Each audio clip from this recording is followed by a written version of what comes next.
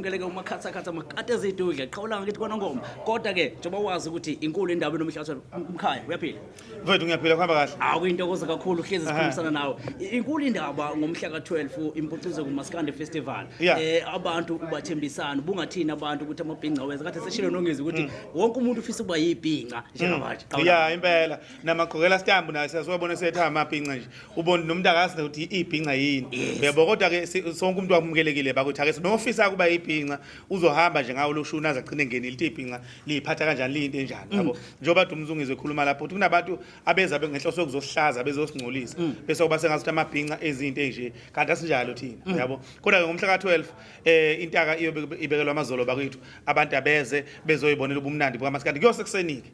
isikhathi okuvunyelwe ngaso ukuthi kuzovalwa ngaso u5 ekseni vele kusuke sengitwela lapho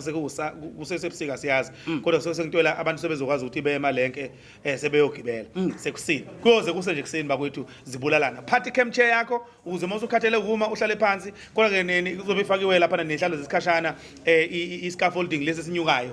kwenziwe kusapavilion umuntu osekhathele kuma nje hamba ohlala lapha meze uthi ufuneka ayogiya manje mase kusigwebo uyasuka lapha uyabuya uzophumula kumnandi nje kuhlelwe yonke into khathi sesiphetha iminyaka ilishumi kubungazwa noma lo mcimbi uhlezi khona isho ukuthini lento kuwena njengeqhawula kithi ukukhula nje kumculo kaMaskandi mfethu nokuthi abantu bakwaZulu bayayithanda into yabo ungixolele ukuthi hawu uzoba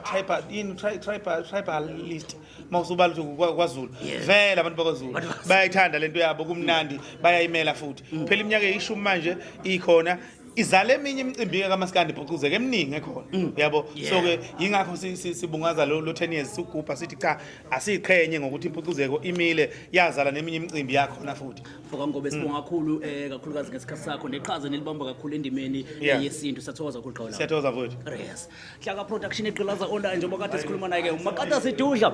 mkhulu ke indaba ingomhla ka12 njengoba sithi ke ziklamile iwelcome kaMaskandi mina ngingunogotsho sikhinge khundla #sikuthatha sikubeke